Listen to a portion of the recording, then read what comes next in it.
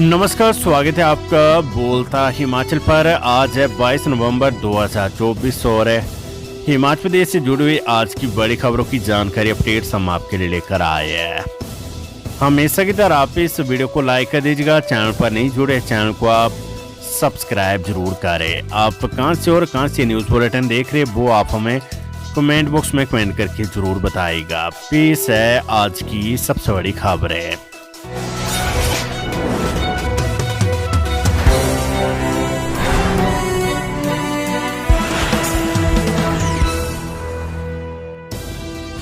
CPS मामला supreme court में सुनवाई आज। हिमाचल सरकार सीपीएस रहे विधायकों की ओर से 2 अलग याचिकाएं दायर है। हिमाचल हाईकोर्ट से मुख्य संसदीय सचिवों को पद से हटाने और कानून को निरस्त करने के बाद अब सुप्रीम कोर्ट शुक्रवार को इस मामले की सुनवाई करेगा। राज्य सरकार हिमाचल हाईकोर्ट के फैसले के खिलाफ सुप्रीम कोर्ट गई है।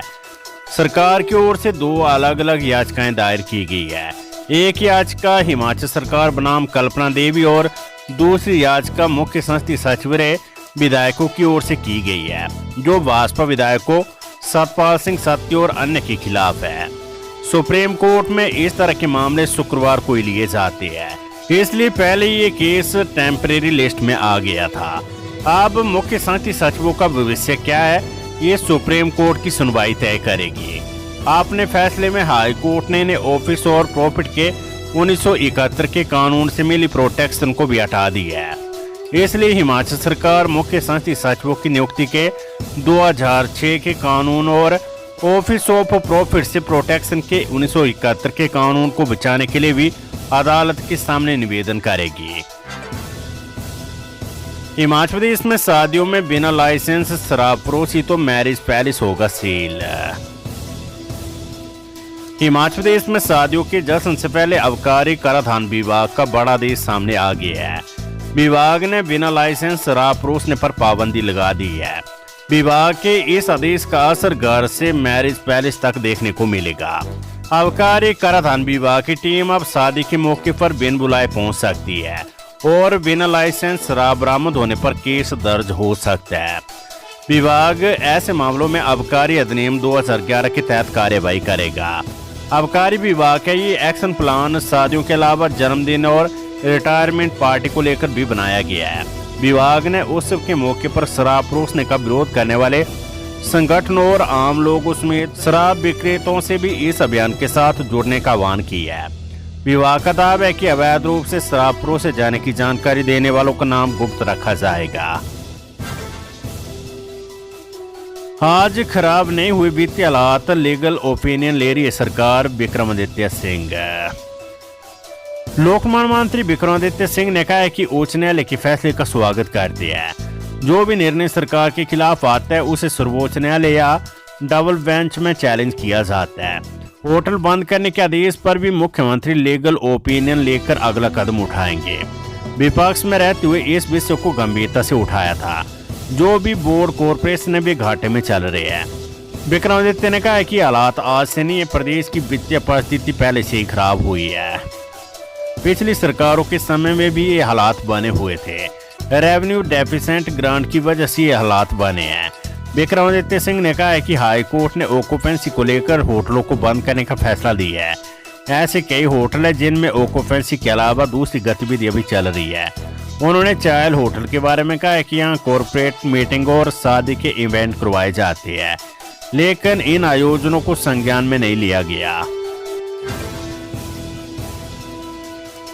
हिमाचल प्रदेश में जीएसटी नियमों में बड़ा बदलाव, आधार आदि प्रमाणन प्रक्रिया को किया अनिवार्य। हिमाचल प्रदेश में माल और सेवा कर जीएसटी नियमों में बड़े पैमाने पर संशोधन किए गए हैं, जिससे अब हिमाचल प्रदेश माल और सेवा कर संशोधन नियम 2024 के नाम से जाना जाएगा। राज्य कर व आबकारी विभाग के प्रधान सचिव देवेश कुमार द्वारा जारी की गई इस नई अधिसूचना के तहत जीएसटी आवेदन प्रक्रिया को और अधिक पारदर्शी और सुरक्षित बनाने के लिए आधार संख्याक आदि प्रमाणन को अनिवार्य किया गया है। अब आवेदन करते समय आवेदक को आधार संख्याक का आदि प्रमाणन करना होगा। यदि आवेदक इस प्रक्रिया का चयन करता है तो उसे बायोमेट्रिक आधारित आधार आदि प्रमाणन से गुजरना होगा। इसके अलावा आवेदक का फोटोग्राफ भी लिया जाएगा। यदि आवेदक एक व्यक्तिगत व्यक्ति नहीं है तो उसे दस्तावेजों की मूल प्रति के साथ सत्यापन के लिए अधिसूचित सुविधा केंद्रों पर आवेदन अपलोड करना होगा। केवल तब आवेदन को पूरा माना जाएगा जब प्रक्रिया पूरी होगी। उन व्यक्तियों की पहचान जिन्होंने आधार संख्या का आदि प्रमाणन किया है, डेटा विश्लेषण और जोखिम मापदंडों के आधार पर सामान्य पोर्टल पर की जाएगी। इसके साथ ही व्यवसाय स्थानों की अस्तित्व जांच भी की जाएगी। ये बदलाव जीएसटी पंजीकरण प्रक्रिया को और अधिक सुरक्षित, पारदर्शी और निगरानी योग्य बनाने के उद्देश्य से किए गए हैं। अब केवल वास्तविक और सत्यापित व्यवसाय को ही जीएसटी पंजीकरण मिल सकेगा। प्रदेश में स्कूलों के बाद अब कम छात्र संख्या वाले डिग्री कॉलेजों को मर्ज करने की तैयारी, शिक्षकों का होगा युक्तिकरण। कम छात्र संख्या वाले स्कूलों को बंद व मर्ज करने के बाद अब सरकार कम इनरोलमेंट वाले डिग्री कॉलेजों को मर्ज कर सकती है। इस दौरान कई कॉलेजों में 50 से कम छात्र हैं। ऐसे में विभाग ने कॉलेजों से इनरोलमेंट रिपोर्ट मांगी है। उच्च शिक्षा विभाग ने सभी डिग्री व संस्कृत कॉलेजों के अलावा तकनीकी संस्थानों से भी इनरोलमेंट मांगी है। इस दौरान शिक्षण संस्थानों को 1 अप्रैल 2023 से लेकर 31 मार्च 2024 व शैक्षणिक सत्र 2024-25 तक की इनरोलमेंट रिपोर्ट देने को कहा गया है। इसके लिए विभाग की ओर से परफॉर्मा भी जारी किया गया है, जिसे संस्थानों को भरकर देना होगा। इस दौरान स्ट्रीम वाइज छात्रों की इनरोलमेंट मांगी गई है। इनरोलमेंट रिपोर्ट आने के बाद अब कॉलेजों में शिक्षकों का युक्तिकरण होगा। बता दें कि मौजूदा समय में कई ऐसे कॉलेज है जहां 50 से कम छात्र हैं और इन कॉलेजों में हर विषय के शिक्षक लगाए गए हैं। ऐसे में अब सरकार ने फैसला लिया कि जहां जरूरत होगी वहीं नए विषय और शिक्षक दिए जाएंगे। ऐसे में अब प्रदेश के कॉलेजों से कई विषय भी हटाए जा सकते हैं, यानी कि जिन विषयों में छात्रों की संख्या कम होगी या वहाँ छात्र नहीं होंगे, वहाँ से उनको ऐसे नजदीकी कॉलेजों में शिफ्ट किया जा सकता है जहाँ छात्रों की संख्या अधिक होगी। बताया जा रहा है कि अब कॉलेज में छात्रों की संख्या के आधार पर विषय और शिक्षक उपलब्ध होंगे। साइंस स्ट्रीम में यदि कम छात्र होंगे तो वहाँ से छात्रों सहित शिक्षकों को दूसरे कॉलेज में शिफ्ट किया जाएगा, ताकि एक कॉलेज में संबंधित विषय के पूरे शिक्षक हो। इसके साथ ही सरकार निजी शिक्षण संस्थानों पर भी नजर रखेगी। प्रदेश में 130 डिग्री कॉलेज है, इसके साथ 50 से अधिक निजी शिक्षण संस्थान हैं। हिमाचल कांग्रेस में कमेटियों के नए सिरे से गठन की प्रक्रिया शुरू। प्रतिभा सिंह ने राजीव भवन में पार्टी नेताओं से की बैठक। कांग्रेस प्रदेश अध्यक्ष प्रतिभा सिंह ने दिल्ली से लौटने के बाद पार्टी की राज्य, जेल और ब्लॉक कमेटियों के नए सिरे से गठन की प्रक्रिया शुरू कर दी है। इस कड़ी में अब वे आगामी कुछ दिनों तक लगातार पार्टी नेताओं के साथ बैठकें करेगी, ताकि सभी के सुझाव से कमेटियों के गठन को अंतिम रूप दिया जा सके। वीरवार को कांग्रेस प्रदेश अध्यक्ष राजीव भवन में हिमोडा के उपाध्यक्ष यशवंत छाजटा, पूर्व विधायक आदर्श सूद, कांग्रेस नेता देवेंद्र बुसेरी, अमित नंदा, अमित भरमोरी, नागरू राम, एस.के. सहगल, विनोद जिंटा, रामपाल सहित कई अन्य लोगों ने भेंट की। इस दौरान प्रदेश की ताजा राजनीति पर चर्चा करने के साथ ही प्रदेश कांग्रेस के नए सिरे से गठन को लेकर भी नेताओं ने अपने सुझाव पार्टी प्रदेश अध्यक्ष को दिए हैं। पार्टी सूत्रों की माने तो प्रदेश कार्यकारिणी के गठन के तहत पहले महासचिव, संगठन व कोषाध्यक्ष की नियुक्ति की जा सकती है। इस बारे में दिल्ली में प्रदेश प्रभारी राजीव शुक्ला के साथ हुई बैठक में चर्चा हो चुकी है। हालांकि इस संबंध में अंतिम निर्णय हाईकमान को ही लेना है। जल्द ही प्रदेश सरकार मुख्य और उनके मित्रों के कारनामों की वजह से होगी बेनकाब। जयराम ठाकुर। भ्रष्टाचार की परतें उधरने लगी तो कांग्रेस सरकार की सांसें भी अब रुकने लगी है। बहुत जल्द ये सरकार इनके मुख्य और उनके मित्रों के कारनामों की वजह से बेनकाब होगी। मंडी में आरोप लगाते हुए पूर्व मुख्यमंत्री जयराम ठाकुर ने कहा है कि ऐसा कोई दिन नहीं है जिस दिन देश भर में इस झूठी सरकार की किरकिरी ना हुई हो। इसमें भाजपा और मुझे दोष देने से कांग्रेस नेता बाज आए। कांग्रेस नेता कह रहे हैं कि हमने हिमाचल के बारे में महाराष्ट्र और झारखंड में गलत प्रचार किया, लेकिन ये किसी से छिपा है कि इनके नेताओं ने कैसी कैसी झूठी गारंटियां देकर देश की जनता को भ्रमित करने का प्रयास किया। सुक्खू सरकार ने सिरमौर को दी बड़ी सौगात, नान में होगा हेलीपोर्ट का निर्माण। सुखविंदर सिंह सुक्खू सरकार ने जिला सिरमौर को एक बड़ी सौगात दी है। सरकार ने नाहन में हेलीपोर्ट को मंजूरी दे दी है, लिहाजा प्रस्तावित हेलीपोर्ट के निर्माण की कवायद तेज हो गई है। सरकार की हरी झंडी मिलते लोकमान विभाग ने हाल ही में हेलीपोर्ट के लिए OLS सर्वे के टेंडर भी कर दिए है। टेंडर के बाद चयनित कंपनी इस हेलीपोर्ट का वादा युक्त सीमाओं सहित हेलीपोर्ट से जुड़े विभिन्न कार्यों का सर्वेक्षण करेगी। सर्वे रिपोर्ट के आधार पर हेलीपोर्ट के निर्माण को लेकर आगामी कार्यवाही अमल में लाई जाएगी। फिलहाल इस पर कितना बजट व्यय किया जाएगा ये सर्वे के उपरांत ही तय होगा। दरअसल ये हेलीपोर्ट जिला मुख्यालय नाहन के समीप धारक्यारी माहौल में प्रस्तावित है। जिला प्रशासन की ओर से हेलीपोर्ट निर्माण के लिए चयनित 11 बीघा 10 बिस्वा भूमि पहले पर्यटन विभाग को हस्तांतरित की जा चुकी है। बोटा चैरिटेबल अस्पताल को मिलेगा नया रूप, सरकार ने दी अपग्रेडेशन की मंजूरी। हिमाचल प्रदेश में बोटा स्थित राधा स्वामी सत्संग व्यास चैरिटेबल अस्पताल के मरीजों के लिए खुशखबरी है। अस्पताल को अपग्रेड करने के लिए राज्य सरकार ने अपनी मंजूरी दे दी है और अब ये अस्पताल जल्द ही बेहतर सुविधाओं के साथ क्षेत्रीय लोगों को चिकित्सा सेवा प्रदान करेगा। इसके साथ ही सरकार जल्द ही इस अस्पताल की जमीन राधा स्वामी सत्संग व्यास प्रबंधन की सोसाइटी के नाम पर ट्रांसफर करने जा रही है। डेरा राधा स्वामी सत्संग व्यास ने इस अस्पताल को अपनी सिस्टर ऑर्गेनाइजेशन को देने की अनुमति के लिए कई वर्षों से सरकार से अपील की थी। अब राज्य सरकार ने इसके लिए धारा 118 में छूट देने का फैसला किया है, जिससे भूमि का ट्रांसफर संभव हो सकेगा। ये कदम अस्पताल के अपग्रेडेशन के रास्ते को साफ करेगा और इससे स्थानीय जनता को उच्च गुणवत्ता वाली स्वास्थ्य सेवाएं मिल सकेगी। मेडिकल कॉलेज हमीरपुर में एक हफ्ते में लगेगा 500 kV का जनरेटर, बिजली जाने पर नहीं होगी समस्या। डॉक्टर राधाकृष्णन मेडिकल कॉलेज एवं अस्पताल हमीरपुर में अब बिजली गुल होने की स्थिति में मरीजों को पर्ची बनाने के लिए इंतजार नहीं करना पड़ेगा। कॉलेज के कर्मचारियों और मरीजों के लिए राहत भरी खबर है कि कॉलेज में 500 kV की कैपेसिटी वाला जनरेटर सेट स्थापित कर दिया जाएगा। इसके लिए PWD विभाग के इलेक्ट्रिकल विंग ने इसके इंस्टॉलेशन के लिए कार्य करना शुरू कर दिया है।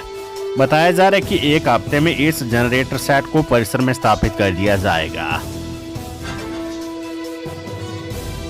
नकली और घटिया दवाइयों को लेकर हाईकोर्ट सख्त का, शिकायत पर 2 सप्ताह के भीतर निर्णय ले state drug controller. Himachal Pradesh high court ने स्टेट ड्रग कंट्रोलर को आदेश दिए कि वे थेमिस मेडिकेयर लिमिटेड की नकली और घटिया दवाइयों को लेकर दी गई शिकायत पर 2 सप्ताह के भीतर निर्णय ले। न्यायाधीश संदीप शर्मा ने थेमिस मेडिकेयर लिमिटेड की याचिका का निपटारा करते हुए यह आदेश जारी किया है। मामले के अनुसार 15 मार्च 2024 की शिकायत में कहा गया है कि बर्दी में विभिन्न फार्मा कंपनियों द्वारा दवा फेराक्रिलिम API और 1% फेराक्रिलिम जेल, जो कि होम्योस्टेटिक पॉलीमर है, का निर्माण किया जा रहा है। शिकायत के अनुसार ये दवाएं निर्धारित फॉर्मूले संरचना के अनुसार नहीं है। कोर्ट ने कहा कि किसी भी दवा को लॉन्च करने से पहले प्रयोगशाला में उसका परीक्षण किया जाता है, जिसमें मानक की जांच के अलावा दवा की संरचना की भी जांच की जाती है। कोर्ट ने शिकायत में नियत आरोपों को देखते हुए ड्रग कंट्रोलर को 2 सप्ताह की अवधि के भीतर शिकायत पर निर्णय लेने के आदेश जारी किए हैं।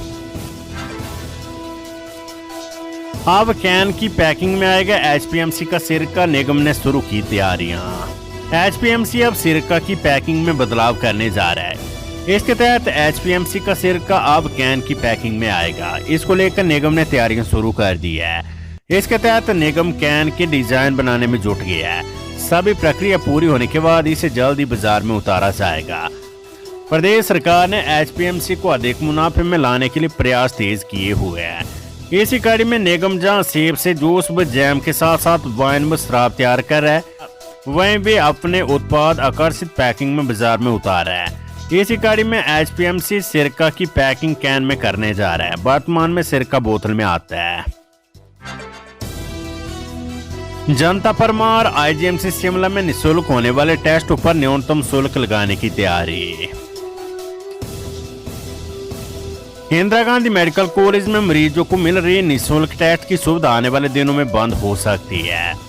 IGMC में बुधवार को हुई रोगी कल्याण समिति की कार्यकारी समिति की बैठक में इसको लेकर चर्चा की गई है। हालांकि इसको लेकर अंतिम निर्णय प्रदेश सरकार लेगी। बैठक की अध्यक्षता IGMC प्राचार्य डॉक्टर सीता ठाकुर ने की। इसमें चर्चा की गई है कि अस्पताल में मौजूदा समय में सभी टेस्ट निःशुल्क हो रहे हैं, लिहाजा कुछ टेस्टों पर न्यूनतम शुल्क लगाया जाए। बैठक में चर्चा की गई है कि मौजूदा समय में किट न होने के कारण कई टेस्ट बंद चल रहे हैं।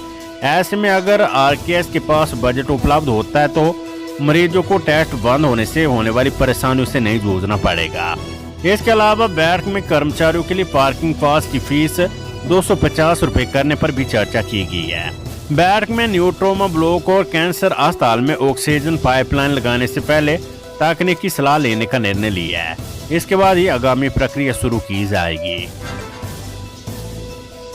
हिमाचल प्रदेश में ठंड से पहली मौत, आईजीएमसी शिमला की सबगरी में रखे सब नहीं हो पाई पहचान। शिमला के मसोबरा में ठंड से एक व्यक्ति की मौत हो गई है। मृतक की अभी तक पहचान नहीं हो पाई है। शिमला में सुबह और रात को कड़ाके की ठंड पड़ रही है। अब तक की जांच में सामने आया कि एक बूढ़ा आदमी था और कुछ दिन पहले मसोबरा की पंचायत चैड़ी के गांव मुंगर के आसपास घूम रहा था। इस दौरान वे खुले में सो रहा था। इसी वजह से उनकी अभी तक पहचान नहीं हो पाई है। पुलिस ने इस संबंध में जांच शुरू कर दी है। सुजानपुर हमीरपुर मार्ग पर पकड़ी गई 200 पेटी शराब, परमिट पर गाड़ी का नंबर नहीं था अंकित। हमीरपुर की पुलिस थाना सुजानपुर के तहत बड़मेली में एक महिंद्रा गाड़ी से पुणे नंबर 1 की 200 पेटी शराब पकड़ी गई है। इन 200 पेटियों में 2400 शराब की बोतलें बरामद की गई है। सुजानपुर हमीरपुर मुख्य सड़क पर बड़मेली के जंगल में सुजानपुर थाना प्रभारी राकेश कुमार की अगुवाई में पुलिस टीम ने वाहनों का निरीक्षण करने के लिए रूटीन में नाका लगाया था। पुलिस द्वारा लगाए गए नाके के दौरान हमीरपुर से सुजानपुर की तरफ जा रहे पिकअप ट्राला को निरीक्षण के लिए रोका गया तो उसमें 19 नंबर 1 देसी शराब की 200 पेटियां बरामद हुई। डीएसपी ने बताया कि वाहन को कब्जे में लेकर वाहन चालक व उस सवार व्यक्ति पर आबकारी अधिनियम के तहत मुकदमा दर्ज करके कार्रवाई शुरू कर दी गई है।